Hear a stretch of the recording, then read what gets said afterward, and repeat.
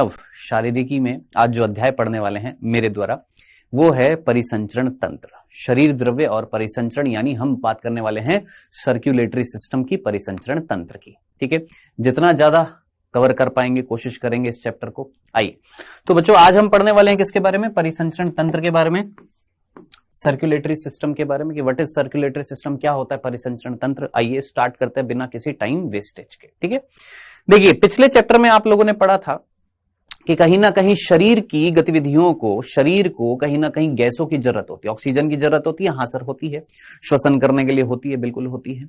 और बदले में क्या निकलता है? Carbon dioxide. अब ये गैसों का जो आदान प्रदान है वो तो हो गया फेफड़ों से, किस में हो गया? रक्त में। अब रक्त लेकर भी तो आएगा, तो यानी कहीं ना कहीं आपकी कोशिकाओं तक, आपके शरीर की कोशिकाओं तक हमें इन गैसों का परिवहन करना है, हमें और अणुओं का भी परिवहन करना है, यानी वो जरूरी मैं बोलूंगा आवश्यक चीजें जिनको मुझे कोशिकाओं तक पहुंचाना है। कैसे पहुंचाऊंगा? शरीर में कोई तरल होएगा तभी तो पहुंचा पाएंगे ना। तो हमारी एनसीईआरटी बहुत सीधा सीधा बोलती है कि कोशिकाओं के पास जो पदार्थों का सरलता से पहुंचाया जा सके, शरीर की कोशिकाओं के पास सरलतम तरीके से क्या पहुंचाया जा सके? पदार्थों को पहुंचाया जा सके, इसके लिए आपको एक तरल की जरूरत होती है। और ये तरल क्या कराता है? परिवहन में सहायता करता है। और इस तरल के द्वारा परिवहन जब होता है तो इसी परिवहन तंत्र को हम क्या बोलते हैं? परिसंचरण तंत्र बोलते हैं। ओके सर, इतनी सी बात। अब सर ये परिवहन कराने के लिए हमारे शरीर में तरल कितने मिलते हैं? तो आप बोलेंगे सर एक ही तो मिलता है, रक्त। मैं बोलूंगा नहीं, रक्त तो मिलता है, ये ब्लड तो मिलता है, ब्लड के साथ साथ एक और तरल होता है जिसका नाम होता है लसिका। अब सर ये लसिका क्या होता है, ये हम देखेंगे क्या होता है लसिका, लेकिन अभी सिर्फ इतना सा कि कहीं ना कहीं हमें किस चीज की जरूरत है? हमारे शरीर में, शरीर की बॉडी के पार्ट्स तक हमें कई उपयोगी पदार्थों को ले जाना है और अनुपयोगी पदार्थों को लाना है। तो ये जो परिवहन कराना है उसके लिए तरल की जरूरत है, और वो तरल हमारे अंदर रक्त और लसिका होते हैं जो मिलकर परिसंचरण तंत्र बनाते हैं। नेक्स्ट, अब हम बात करने वाले हैं यहां पर किसकी? मैंने आपको बोल दिया किसकी बात करने वाले हैं। रक्त, मेन जो तरल जो है जिसके द्वारा हमारा शरीर में परिसंचरण होएगा, परिवहन होएगा पदार्थों।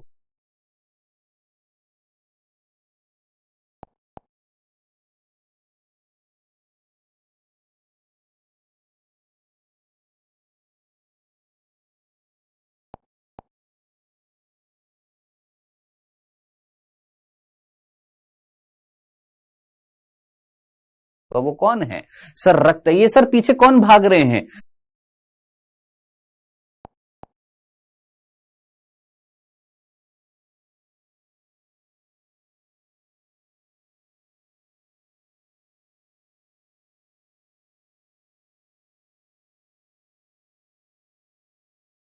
ये आरबीसी है, आप सभी ने नाम सुना है ना, लाल रक्त कण।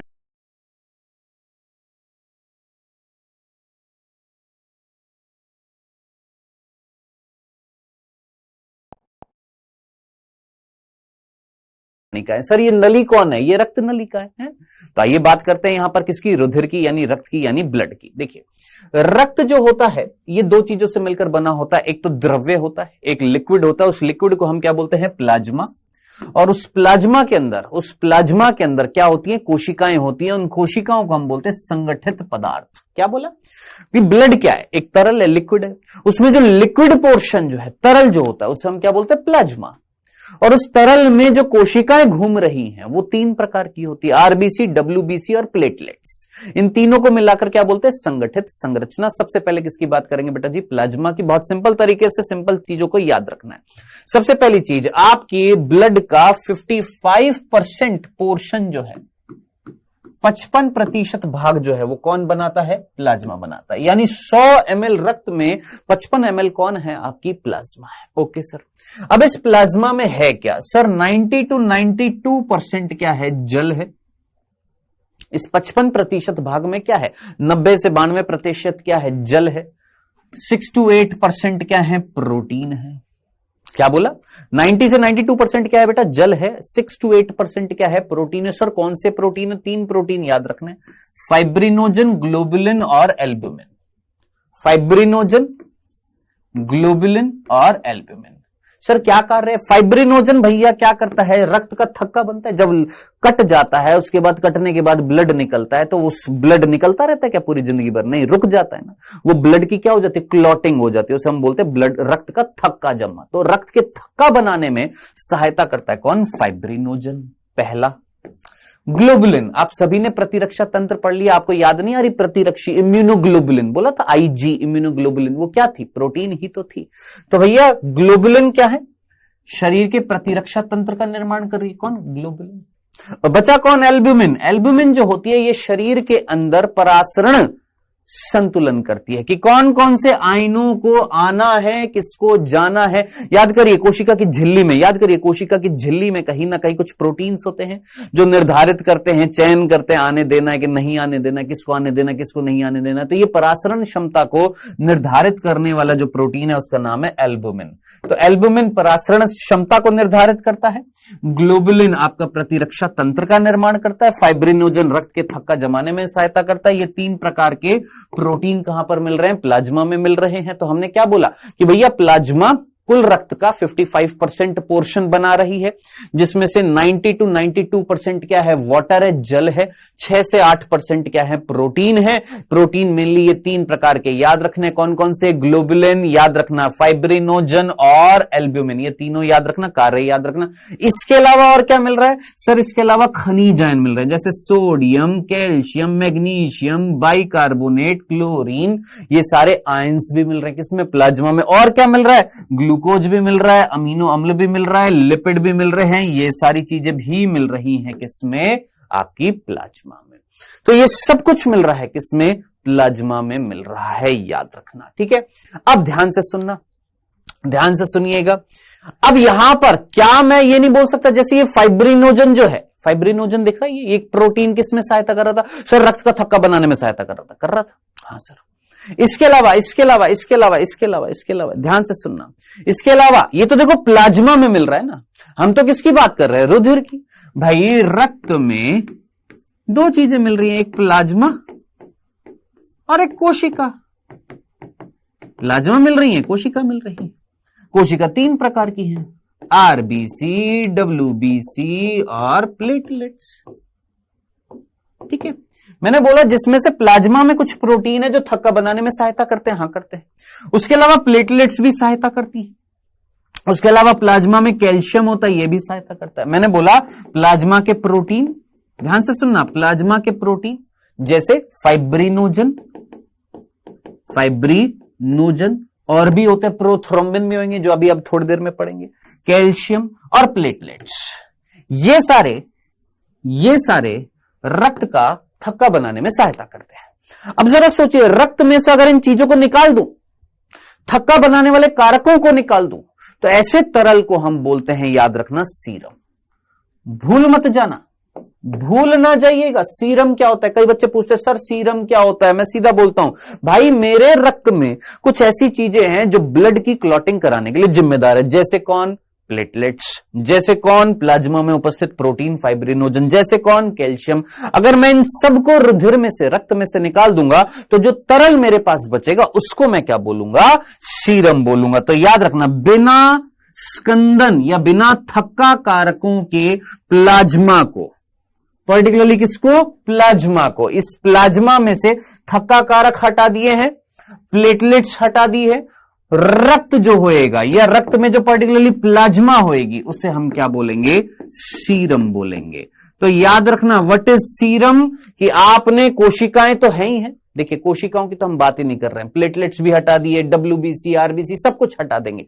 प्लाज्मा में से जो बच जाएंगे कारक कौन से? फाइब्रिनोजन, प्रोथ्रोम्बिन, कैल्शियम, इन सबको हटा देंगे, तो क्या कहलाएगा? वो सीरम कहलाएगा। जिनको अभी भी कंफ्यूजन है, एक बार और रिपीट कर देता हूं। देख मेरे भाई, देख ये प्लेटलेट्स थक्का बनाती हैं, प्रोटीन जैसे फाइब्रिनोजन, एक और प्रोटीन होता है प्रोथ्रोम्बिन, है ना, एक एंजाइम होता है थ्रोम्बोकाइनेज, वो भी किसमें मिलते हैं? प्लाज्मा में, थक्का बनाने में सहायता करते हैं। कैल्शियम भी थक्का बनाने में सहायता करता है। मैंने बोला इस रक्त में थक्का बनाने वाले कारक सारे हटा दिए, या पर्टिकुलरली रक्त के प्लाज्मा में जो थक्का बनाने वाले कारक है वो सारे हटा दिए। तो प्लाज्मा में से थक्का बनाने वाले कारकों को हटा दूं या रक्त में से थक्का बनाने वाले कारकों को हटा दूं, साथ साथ इनको भी हटा देता हूं, क्योंकि ये भी नहीं होते किसमें, सीरम में। तो ऐसे ही बोल देते ना यार, एलो, आप लोग कंफ्यूज हो जाओगे, सीधा बोलते। ये देखो, रक्त, प्लाज्मा, कोशिका।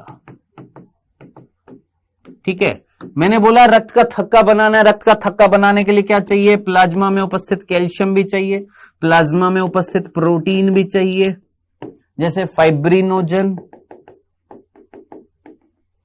जैसे प्रोथ्रोम्बिन,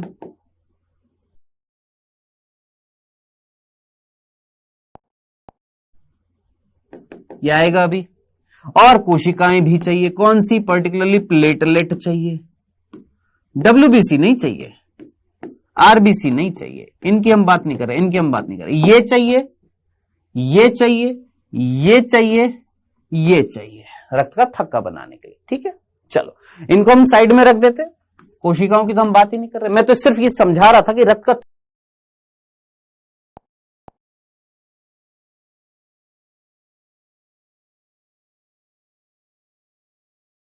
थक्का बनाने के लिए क्या क्या चाहिए सर? ये चाहिए, ये चाहिए, ये चाहिए।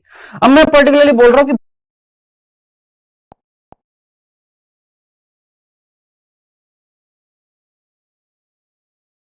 भाई मैंने प्लाज्मा में से इन चीजों को निकाल दिया, थक्का बनाने वाली चीजों को निकाल दिया, तो ऐसी प्लाज्मा क्या कहलाएगी? सीरम कहलाएगी।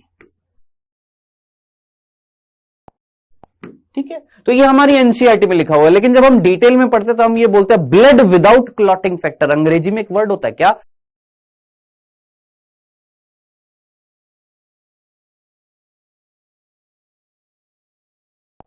Blood without clotting factor is called serum. लेकिन अब हमारी एनसीईआरटी बोल रही है नहीं,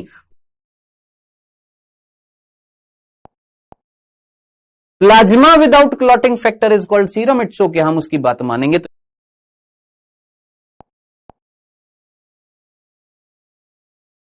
तो याद रखना, हमारी बुक में लिखा हुआ है क्या कि बिना स्कंदन कारकों के प्लाज्मा को हम क्या बोलते हैं? सीरम बोलते हैं। यानी वो जो थक्का बनाने वाले जो कारक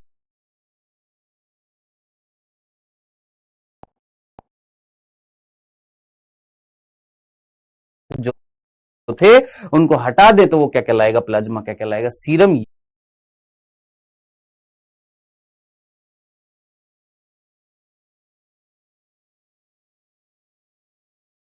ये था सिंपल सा प्लाज्मा। अब बात करते हैं किसकी? यहां पर संगठित पदार्थों की, जिनमें 3 प्रकार की कोशिकाएं हैं। कौन कौन सी कोशिकाएं बेटा जी आपकी? एक है लाल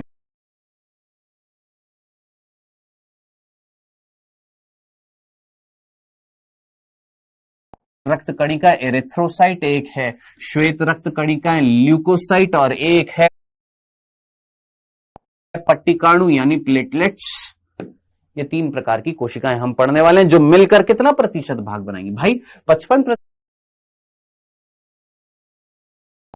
भाग किसने बनाया? प्लाज्मा ने। तो 45% भाग कौन बनाएंगे? कोशिका बनाएंगे। बस 2 ही तो चीजें, एक प्लाज्मा एक कोशिका है। प्लाज्मा 55%, तो ये कितना? 45%। आइए सबसे पहला है हमारा कौन? आरबीसी। बहुत सिंपल, आरबीसी। 3 प्रकार की कोशिका, उन 3 प्रकार की कोशिकाओं में से सबसे ज्यादा जो कोशिका मिल रही है वो कौन सी है बेटा जी? ये आपकी आरबीसी है। मैंने एक क्यूब लिया। मैंने क्या लिया? एक क्यूब लिया, जिसकी लंबाई, चौड़ाई, मोटाई ये जितनी भी है वो 1 मिलीमीटर क्यूब है। 1 मिलीमीटर क्यूबिक 1 मिलीमीटर। ठीक है, लंबाई भी 1 मिलीमीटर, चौड़ाई भी 1 मिलीमीटर। ठीक है जी, लंबाई, चौड़ाई और ये भी 1 मिलीमीटर। ओके, डन, कोई तकलीफ नहीं। अब मैंने इस क्यूब के अंदर, वो पासा नहीं होता सांप सीढ़ी वाला भाई, वो उस तरीके से, ठीक है, क्यूब ले लिया और इस क्यूब के अंदर मैंने रक्त डाला। क्या डाला? रक्त भर दिया। अब इस रक्त में एक सामान्य व्यक्ति के एक, ध्यान से सुनना, प्रति घन मिलीमीटर, यानी ये जो 1 मिलीमीटर क्यूब जो है, 1 मिलीमीटर क्यूबिक ये जो होएगा क्यूब जो है, इसके अंदर जितना रक्त डालूंगा, भाई मेरे सीधी सी बात सुनना, क्यूब समझ में आता है ना, उसका आयतन कितना है, मतलब उसकी ये जो डायमेंशन है कितनी है, 1 मिलीमीटर लंबाई है, 1 मिलीमीटर चौड़ाई है, ये एक मिलीमीटर है। उसके अंदर हमने रक्त डाल दिया, अब उस रक्त में प्लाज्मा भी होगी, डब्ल्यूबीसी होगी, आरबीसी भी होगी, प्लेटलेट्स भी होगी। कितनी मिल रही है आरबीसी? लगभग 50 से 55 लाख मिल रही है, ये कहना चाह रहा है। कितनी मिल रही है? 50 से 55 लाख क्या मिल रही है? आरबीसी मिल रही है। वहीं अगर मैं डब्ल्यूबीसी की बात करूं तो कितनी मिलती है? 6 से 8 हजार मिलती हैं। वहीं अगर मैं प्लेटलेट्स की बात करूं, बेटा डब्ल्यूबीसी होगी, प्लेटलेट्स की बात करूं तो ये 1.5 से 3.5 लाख मिलती है। तो अमाउंट समझ में आया कि ये मिल रही है 1.5 से 3.5 लाख। कौन? प्लेटलेट्स। किसमें? इतने रक्त में। डब्ल्यूबीसी कितनी मिल रही है? 6 से 8 हजार, और ये कितनी मिल रही है? 50 से 55 लाख। समझ रहे हैं? तो सबसे ज्यादा कौन मिल रहा है हमारे रक्त में? सर आरबीसी मिल रही है। इसी वजह से रक्त का रंग कैसा होता है? लाल होता है। ये लाल किस वजह से होता है? क्योंकि आरबीसी में क्या मिलता है? एक वर्णक मिलता है जिसका नाम आप जानते हैं, हीमोग्लोबिन। और उस हीमोग्लोबिन में लोहा होता है और लोहा लाल रंग देता है। इनमें केंद्रक नहीं मिलता है। इनकी आकृति कैसी होती है? उभवतल होती है, बाइकॉनकेव होती है। इस तरीके से बाइकॉनकेव इनकी आकृति होती है। तो आप ये समझ पा रहे हैं क्या कि भैया आरबीसी हमारे शरीर में रक्त में सबसे ज्यादा मिलती है। कितनी मिलती है? 50 से 55 लाख रुपए प्रति घन मिलीमीटर रक्त में मिलती है ना। और इनमें कहीं ना कहीं केंद्रक नहीं होता है। इनकी आकृति हमने बता दी है, इनका लाल रंग हीमोग्लोबिन के कारण होता है। ये बनती कहां पर है? हमारी अस्थि मज्जा में बनती है। कहां पर बनती है? बोन मैरो में बनती है। डन। नेक्स्ट, एक स्वस्थ व्यक्ति का जो मनुष्य होता है उसमें 100 ml रक्त में, 100 ml रक्त में लगभग 12 से 16 ग्राम क्या मिलता है? हीमोग्लोबिन मिलता है। याद रखना, 12 से 16 ग्राम क्या मिलता है? हीमोग्लोबिन मिलता है 100 ml रक्त में। याद रखना। मेन आपके ऑक्सीजन का ट्रांसपोर्ट कौन करती है? यही करती है। मुख्य रूप से ऑक्सीजन का ट्रांसपोर्टेशन कौन करती है? यही करती है। इनका जीवन काल जो होता है लगभग 120 दिन का होता है। याद रखना, लगभग कितना? 120 दिन का इनका क्या होता है? जीवन काल होता है। जब ये मर जाती हैं तो मरने के बाद इनका अपघटन होता है। किसमें? इनकी हम इसको बोलते हैं क्या? Graveyard of RBC. आरबीसी का कब्रिस्तान बोला जाता है। किसको? प्लीहा को, स्प्लीन को। प्लीहा स्प्लीन कहां पर होती है? हमारा पेट होता है, पेट। ये देख, ये हमारा अमाशय होता है। हाँ सर, अमाशय होता है। ये हमारी डायाफ्राम होता है। हाँ सर, होता है। अमाशय का ये वाला भाग देखा, ये वाला क्या कहलाता है? फंडस। इस भाग को हम क्या बोलते हैं? फंडस। तो यहां पर एक बैंगनी रंग की संरचना होती है।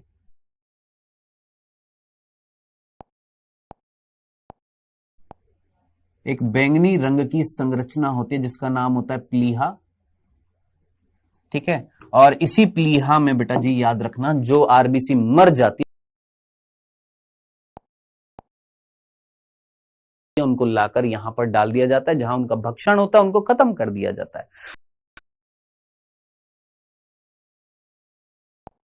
तो आरबीसी का कब्रिस्तान कौन? प्लीहा, जिसको हम अंग्रेजी में बोलते हैं स्प्लीन। ठीक है। तो यहां से यहां तक बहुत सारी, ढेर सारी इंफॉर्मेशन है, सारी याद रखनी। क्या? आरबीसी यानी एरिथ्रोसाइट, लाल रक्त कणिकाएं। ठीक है। सभी कोशिकाओं में सबसे ज्यादा होती है 3 प्रकार की, आरबीसी, डब्ल्यूबीसी, प्लेटलेट में सबसे ज्यादा ये थी। कितनी मिल रही है? अमाउंट बता दी। कहां बन रही है? अस्थि मज्जा में बन रही है। इनमें कहीं ना कहीं पर्टिकुलरली स्तनधारियों की जो आरबीसी होती है उसमें केंद्रक नहीं होता, वयस्क में। कहीं ना कहीं इनकी आकृति बाइकॉनकेव होती है। इनमें लोहा युक्त एक वर्णक मिल रहा है, हीमोग्लोबिन, जिसकी वजह से लाल रंग होता है। कितना मिलता है? 100 ml रक्त में लगभग 12 से 16 ग्राम हीमोग्लोबिन मिलता है। श्वसन में महत्वपूर्ण भूमिका निभाती है, कार्बन डाइऑक्साइड और ऑक्सीजन का परिवहन करती है। कौन बेटा जी? आपकी ये आरबीसी। इनका जीवन काल 120 दिन का। जब ये मर जाती है तो इनका भक्षण कर दिया जाता है, इनको नष्ट कर दिया जाता है। कहां पर? प्लीहा में। खत्म। नेक्स्ट, डब्ल्यूबीसी, जिनको हम ल्यूकोसाइट बोलते हैं। याद रखना, ये नाम भी याद रखना। एरिथ्रोसाइट कौन? आरबीसी। ल्यूकोसाइट कौन? डब्ल्यूबीसी। भूल ना जाइएगा। ठीक है। इनका कोई रंग नहीं होता, इनमें कोई हीमोग्लोबिन नहीं मिलता, इस वजह से ये रंगहीन होती है। इसलिए हम इनको क्या बोलते हैं? व्हाइट ब्लड कॉर्पसल्स या श्वेत रक्त कणिकाएं बोलते हैं। ठीक है। इनमें केंद्रक पाया जाता है, बिल्कुल पाया जाता है। और इनकी संख्या जो होती है उनसे कम होती है। कितनी होती है? मैंने आपको बता दिया, 6000 से लगभग 8000 प्रति घन मिलीमीटर में होती है। ठीक है। हाँ जी। और ये जो होता है इनका जीवन काल जो होता है उनसे भी कम होता है। अब आप बोलेंगे सर कितना होता है? पूछेंगे ना सर कितना होता है? सर आरबीसी को तो आपने बता दिया 120 दिन होता है, इनका तो बता दिया आपने 120 दिन होता है। सर इनका जीवन काल कितना होता है? तो रुको, हमको पता है, हर साल यही बच्चे प्रश्न पूछते, सर इनका जीवन काल कितना होता है? तो बेटा WBC एक कोशिका नहीं है, देखो RBC तो एक ही कोशिका है। ये सारी जो मैंने आपको दिखाई थी, ये दिख रही है, ये सारी की सारी RBC है। RBC का कोई प्रकार नहीं है, लेकिन जो WBC होती है ना, इनके प्रकार होते हैं अलग अलग। WBC मुख्य रूप से आपकी 5 प्रकार की होती है, जो हमारी NCERT में एक प्रकार दिखाया नहीं है, बाकी लिखा हुआ है।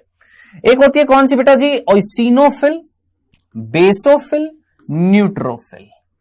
ये 3 जो होती हैं, कौन कौन सी? ओसिनोफिल, ध्यान से देखिएगा, यहां पर नाम लिखा होगा कहीं ना कहीं। ओसिनोफिल, ये रहा ओसिनोफिल, बेसोफिल और न्यूट्रोफिल।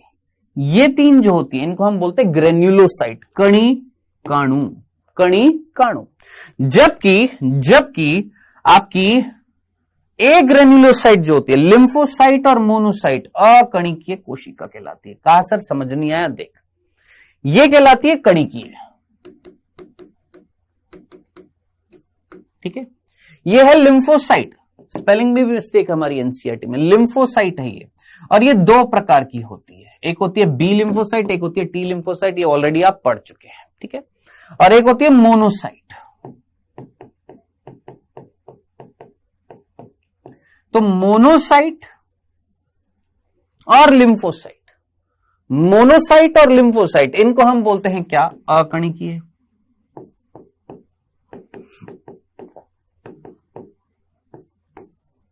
ये 3 क्या कहलाती हैं? कणिकीय, ठीक है। तो टोटल कितने प्रकार होते हैं बेटा? 5 प्रकार होते हैं किसके? WBC के। अब इन 5 प्रकार का अलग अलग जीवन काल होता है।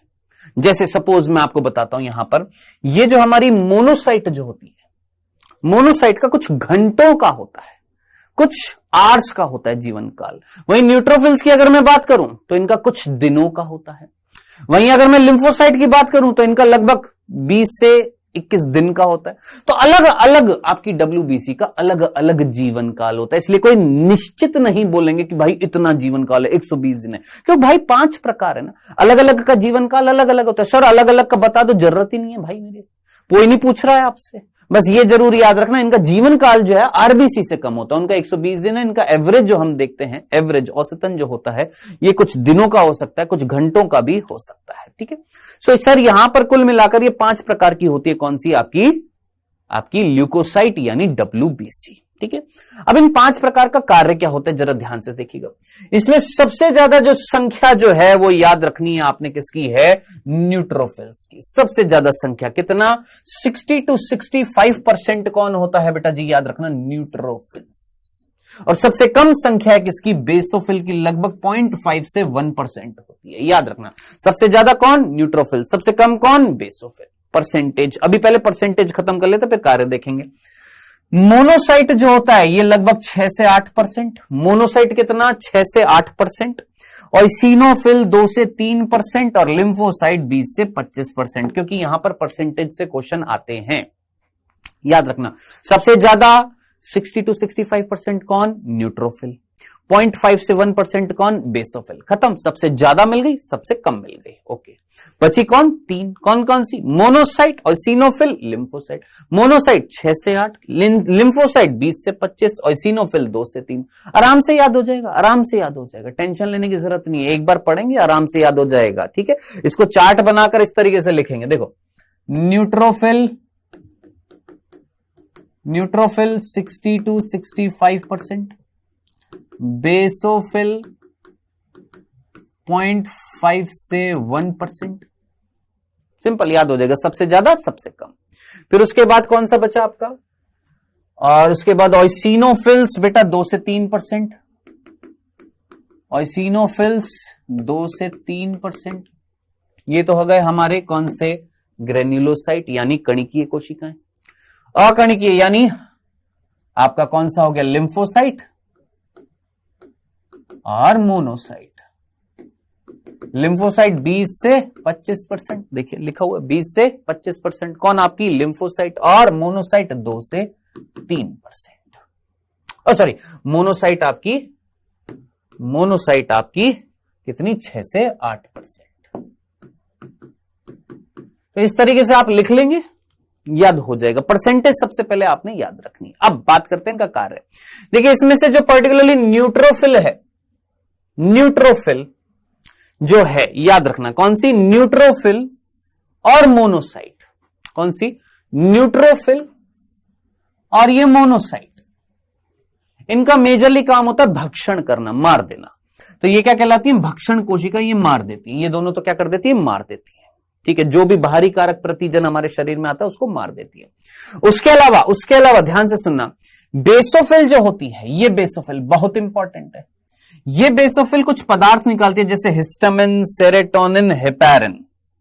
भूलना जाइएगा, हिस्टामिन, सेरोटोनिन, हेपेरिन।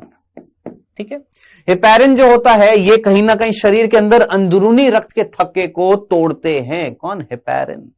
सेरोटोनिन जो होते हैं रक्त नलिकाओं को फैलाते हैं। हिस्टामिन रक्त नलिकाओं को फैलाते हैं। सेरोटोनिन रक्त नलिकाओं को सिकोड़ने में मदद करते हैं। यानी रक्त नलिका को फैलाना या सिकोड़ना है तो ये रिस्पॉन्सिबल होते हैं। तो याद रखना, ये किसके द्वारा निकल रहे हैं? बेसोफिल्स के द्वारा निकल रहे हैं। नेक्स्ट, ओसिनोफिल्स। याद रखना, शरीर में जब एलर्जी होती है तो वो एलर्जी को उत्पन्न करने के लिए रिस्पॉन्सिबल होती है। कौन? आपकी ओसिनोफिल्स। यहां पर कहीं लिखा हुआ है, यस, ओसिनोफिल्स एलर्जिक प्रतिक्रिया में काम करती है। बेसोफिल भी करती है। बेसोफिल से ये जो हिस्टामिन निकला था ना, हिस्टामिन, ये एलर्जिक प्रतिक्रिया में काम करता है। यानी एलर्जिक प्रतिक्रिया में आपकी दो काम कर रही है, बेसोफिल भी काम कर रही है और ओसिनोफिल। इन दोनों से क्या निकल रहा है बेटा जी? हिस्टामिन्स निकलते हैं, याद रखना। बेसिकली हिस्टामिन किससे निकलता है? बेसोफिल से निकलता है और ये एलर्जिक रेस्पॉन्स जनरेट करने में सहायता करती है। ठीक है, नेक्स्ट, बाकी आपको पता ही है, आखिरी जो है लिम्फोसाइट, ये तो सबसे इंपॉर्टेंट है। जानते हैं दो प्रकार की, एक बी लिम्फोसाइट, टी लिम्फोसाइट। कहीं ना कहीं प्रतिजन, एंटीबॉडी का निर्माण करने के लिए कौन जिम्मेदार होती है? आपकी लिम्फोसाइट। दो प्रकार की होती है, बी लिम्फोसाइट, टी लिम्फोसाइट। पढ़ चुके हैं आप मानव स्वास्थ्य और रोग चैप्टर में। ठीक है, ये तो था WBC। अब आखिरी है कौन सा? आपका प्लेटलेट्स। इनको हम थ्रोम्बोसाइट भी बोलते हैं, पट्टिकाणु। प्लेटलेट्स, थ्रोम्बोसाइट बोलते हैं। ठीक है, याद रखना, हमारी जो अस्थि मज्जा होती है उसमें एक विशेष प्रकार की कोशिका होती है जिसका नाम होता है मेगाकैरियोसाइट। जिसका नाम क्या होता है? मेगाकैरियोसाइट। सपोज ये हमारी अस्थि है और इस अस्थि के अंदर ये अस्थि मज्जा है और इस अस्थि मज्जा के अंदर कुछ कोशिकाएं हैं जिनका नाम है मेगाकैरियोसाइट। ये मेगाकैरियोसाइट टूटती है, विखंडित होती है, बट जाती है और इनके बटने से बनती हैं क्या? पट्टिकाणु। सपोज ये मेगाकैरियोसाइट है और ये विखंडित हो गई हैं और इनके विखंडन से किसके? मेगाकैरियोसाइट कुछ कोशिकाएं हैं जो अस्थि मज्जा में है, बोन मैरो में है। कौन? मेगाकैरियोसाइट। ये मेगाकैरियोसाइट विखंडित होती हैं तो बनती हैं क्या? प्लेटलेट्स। बस इतनी सी बात है, खत्म। संख्या मैंने आपको बता दी है, कंपैरेटिवली WBC से ज्यादा है लेकिन RBC से तो कम है ना। वो तो 50 से 55 लाख थी, ये तो 1.5 से 3.5 लाख है, लेकिन वो 6000 8000 से तो ज्यादा है ना WBC से। ठीक है, हाँ जी भैया, कर क्या रही है भैया? सीधा सीधा काम याद रखना है आपने, कहीं ना कहीं रक्त का जब थक्का बनता है तो उस थक्के को बनाने के लिए जिम्मेदार होती है। खत्म, बस सिंपल, यही लिखा हुआ है यहां से यहां तक। प्लेटलेट्स का काम क्या होता है? रक्त का थक्का बनाने में सहायता करती है। कौन बेटा जी? आपकी प्लेटलेट्स। भूल ना जाइएगा। चलें आगे, नेक्स्ट आगे बढ़ते हैं। अब है रक्त समूह की बात करने वाले हैं, ब्लड ग्रुप्स की हम यहां पर बात करने वाले। बेटा जी ब्लड ग्रुप क्या होते हैं? ध्यान से देखना। मुख्य रूप से हमारा रक्त समूह जो होता है ये दो प्रकार के होते हैं। एक होता है बेटा जी आपका ABO ब्लड ग्रुप और एक होता है RH ब्लड ग्रुप। इनके अलावा और भी होते हैं, कई सारे ब्लड ग्रुप होते हैं। MN ब्लड ग्रुप होता है, बॉम्बे ब्लड ग्रुप होता है, कई प्रकार के होते हैं। हमारे कोर्स में दो प्रकार के ब्लड ग्रुप दे रखे हैं, एक ABO ब्लड ग्रुप और एक RH ब्लड ग्रुप, है ना। ब्लड ग्रुप का मतलब क्या है? सबसे पहले हम पढ़ने वाले हैं क्या? ABO ब्लड ग्रुप की हम बात करने वाले हैं। देखिए ABO ब्लड ग्रुप का मतलब क्या है? देखिए ABO ब्लड ग्रुप का मतलब कि ये हमारा एक लक्षण है, ये हमारा एक फिनोटाइप है। ये हमारा क्या है? एक लक्षण है, ये हमारा एक फिनोटाइप है। क्या मतलब है? मैंने बोला मेरा ब्लड ग्रुप A है, इसका मतलब, माफ करिएगा, मैंने बोला मेरा ब्लड ग्रुप A है, इसका मतलब है कि मेरी जो RBC है ना, मेरी जो RBC है, इस RBC पर एक प्रतिजन मिल रहा है जिसका नाम है A।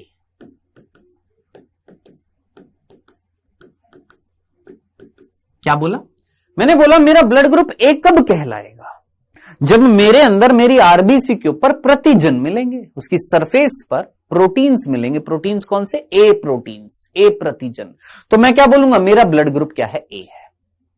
और इसके खिलाफ काम करने वाले मेरी रक्त जो होएगा, उस रक्त में जो मेरी प्लाज्मा होगी, उस प्लाज्मा में प्रतिरक्षी मिलेगी। कौन सी? बी। तो बी क्या हो गई है? प्रतिरक्षी। और ए क्या हो गया है? प्रतिजन। अब जरा सोचिए, बी प्रतिरक्षी बी प्रतिजन को मारती है, ए प्रतिजन को नहीं मारती, तो सर फिर यहां काम क्या कर रही है? अब जरा सोच, मेरा ब्लड ग्रुप, ध्यान से सुनना, आराम से तसल्ली से सुनना। मैंने बोला मेरा ब्लड ग्रुप ए है। क्यों बोला? क्योंकि मेरी आरबीसी पर, मेरी जो आरबीसी है उसकी सतह पर, उसकी सतह पर क्या मिल रहा है? ए प्रतिजन मिल रहा है। ए प्रतिजन यानी ए एक प्रकार का प्रोटीन है, प्रतिजन है, वो मिल रहा है। तो मैंने बोला मेरा ब्लड ग्रुप ए है। ओके, अब आप मुझे बताएंगे क्या ये मेरा एक कैरेक्टर है, मेरा लक्षण है? हाँ, ये आपका लक्षण है सर, तभी तो आपको बोला आपका ब्लड ग्रुप ए है। मैंने कहा तो मेरा ब्लड ग्रुप ए है, इट मींस मेरी आरबीसी के ऊपर ए प्रतिजन है। Okay sir, done done done done. अब क्या मैं चाहता हूं कि ये मेरा लक्षण खत्म हो जाए? नहीं ना। तो मुझे इस ए प्रतिजन को मरने से बचाना होगा। कैसे बचाया? इमेजिन करें अगर मेरी प्लाज्मा में ए प्रतिरक्षी होती, ए, तो ए प्रतिरक्षी ए प्रतिजन को मार देती, ए प्रतिजन अगर खत्म हो जाता तो मेरा ये लक्षण ही ना रहता, मेरा ब्लड ग्रुप ए होता ही नहीं, कुछ भी ना होता। तो सर फिर क्या होता? कुछ भी ना होता, खाली जीरो, है ना। तो ये हमारा एक लक्षण है, हमारा एक फिनोटाइप है। क्या? कि मेरा ब्लड ग्रुप अगर ए है, इट मींस मेरी आरबीसी के ऊपर ए प्रतिजन मिल रहा है, और मेरी प्लाज्मा में, याद रखना, मेरी प्लाज्मा में क्या मिल रही है? प्रतिरक्षी मिल रही है। कौन सी? बी। डन। ओके, कोई दिक्कत तो नहीं। अब इमेजिन करो, सोचो, समझ में आ गई ये कहानी? चलो सर, ये तो हो गया ए ब्लड ग्रुप। अब मैंने बोला मेरा ब्लड ग्रुप बी है। इमेजिन करो, जल्दी से सोचो, मेरा ब्लड ग्रुप बी है, इसका मतलब क्या होगा सर? आपकी आरबीसी पर बी प्रतिजन होगा। जल्दी जल्दी फटाफट सोचो, जल्दी जल्दी। बी प्रतिजन होगा, हां सर। और प्लाज्मा में ए प्रतिरक्षी होगी। भाई ए प्रतिरक्षी होगी कि नहीं होगी? हां सर होगी। ए प्रतिरक्षी बी प्रतिजन को तो नहीं मारेगी ना? नहीं मारेगी, ठीक है। ये दूसरा ब्लड ग्रुप हो गया। एक तीसरा ए बी। ए बी का मतलब कि भैया मेरी जो आरबीसी है, उस आरबीसी पर ए प्रतिजन भी है, बी भी है, ए भी है, बी भी है, ए भी है, बी भी है, ए भी है, बी भी है। अब जरा सोचिए, ए प्रतिजन भी है, बी भी है, ए भी है, बी भी है, दोनों प्रतिजन मिल रहे हैं। तो प्लाज्मा में जीरो प्रतिरक्षी है, कोई प्रतिरक्षी है ही नहीं, जरूरत ही नहीं है।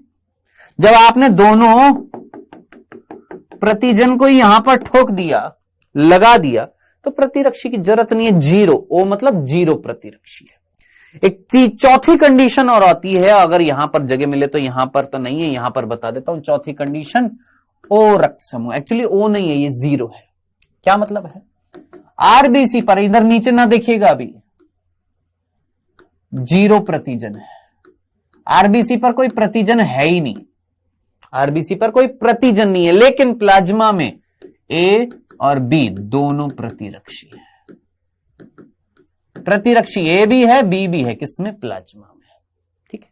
तो ये होती है कंडीशन किसकी? रक्त समूह की। अगर मेरा ब्लड ग्रुप ए है तो मेरी आरबीसी पर प्रतिजन ए है और मेरी प्लाज्मा में प्रतिरक्षी बी है। ये देखिए, यही बताया था मैंने। हाँ, मेरा ब्लड ग्रुप अगर बी है, मेरा ब्लड ग्रुप अगर बी है, मेरा ब्लड ग्रुप अगर बी है, आरबीसी पर बी प्रतिजन और प्लाज्मा में ए प्रतिरक्षी है। बी प्रतिजन है, ए प्रतिरक्षी है।